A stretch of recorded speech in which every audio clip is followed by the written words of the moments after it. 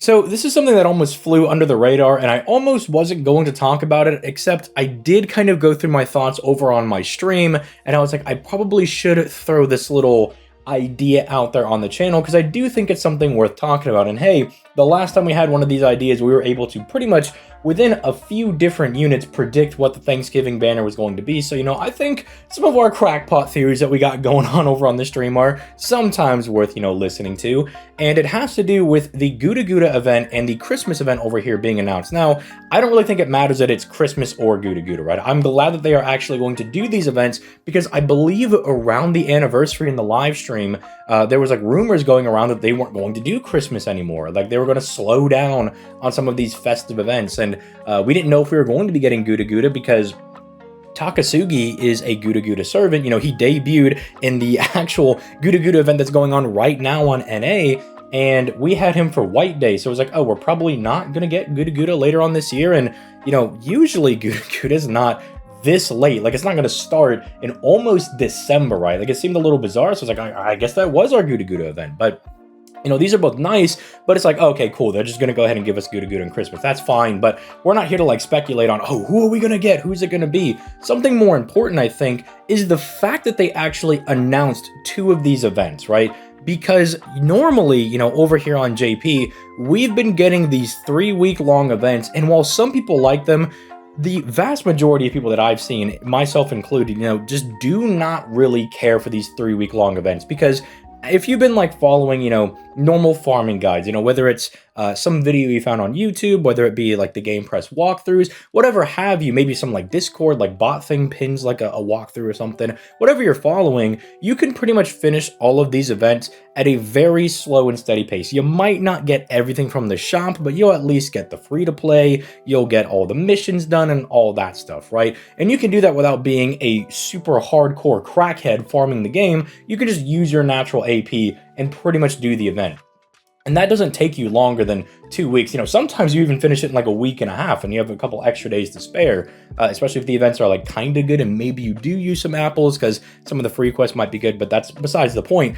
3-week-long events are just really, really long, and they are just a grueling thing to go through over on JP. I am really not looking forward to when we have to deal with some of these over on the NA version, because initially, they're kind of fine, right? Say the not Christmas 7, but Summer 7, right? Summer 7, at the very least, even though you might farm everything, you do get daily rewards. So it's still worth like logging in and coming and claiming some of the prizes you get from the amusement park, or say like Huyan's event or Baikon's event. You can go like send the dogs out on Baikon's event. So every day you're still at least getting something. Even if you've finished all the missions and everything and you've finished out the event shop, you still have stuff to do. Huyan has something similar where you send people out, I believe, by card type, and they go get you rewards. So those events were kind of interesting, because it's like, well, they're 3 weeks long, but even if you finish 2 weeks in, you still have stuff to go do. But they kind of stopped doing that, right? Like the Pleiades event was just really, really annoying to do, because it's like, yeah,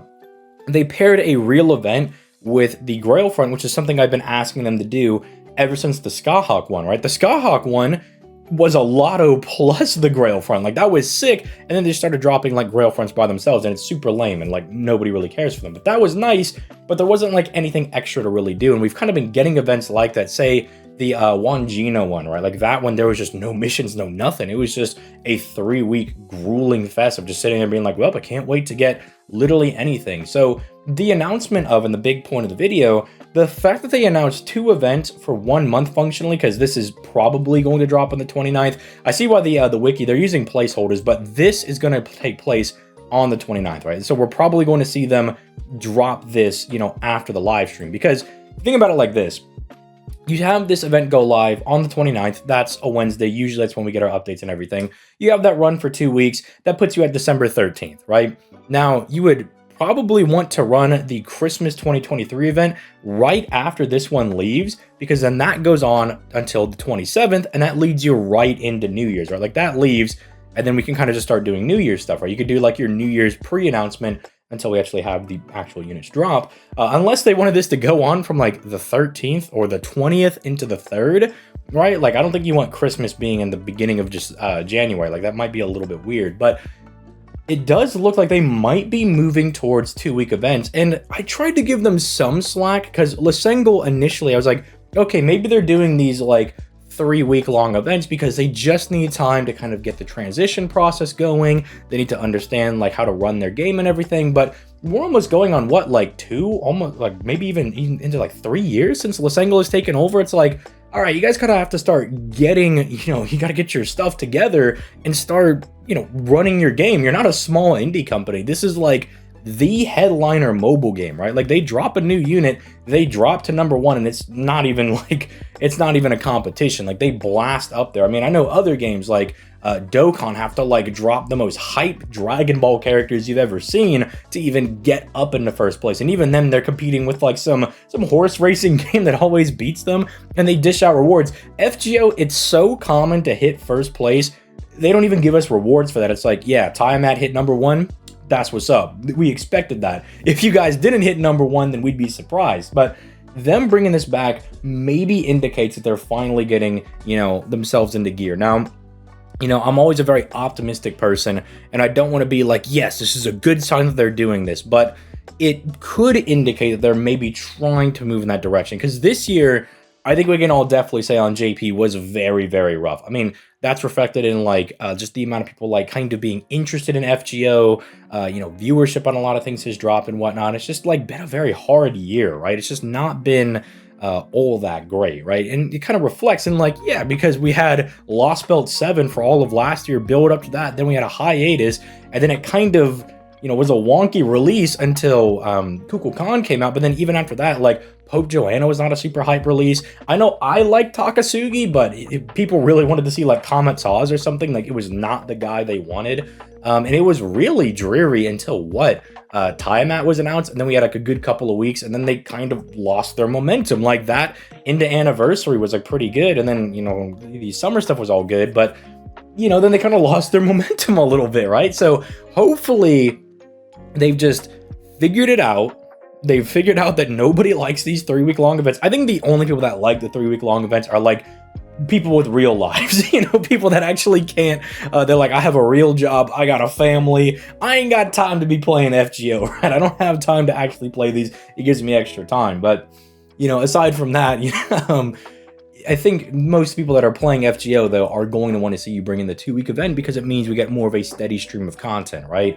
And I do like that the NA version, I mean, it's not like they're speeding up or anything, but it's been a bit more steady in us at least getting things. Like, we've not really been seeing, like, dead weeks. They're trying to throw stuff our way, the best they can. And so I'm maybe a little optimistic that maybe NA could try to get to like a year behind JP. Because can you imagine you see some like super hype unit get dropped? I don't know. It's MHXX Alter, right? Who knows, right? Something like that. It's like, oh my goodness, that's super cool. And then you got to wait 2 years for it. It's like, that sucks. So getting a year behind wouldn't be all that bad. Again, as someone who plays a lot of different other mobile games, Dokkan being a couple months behind is super sick.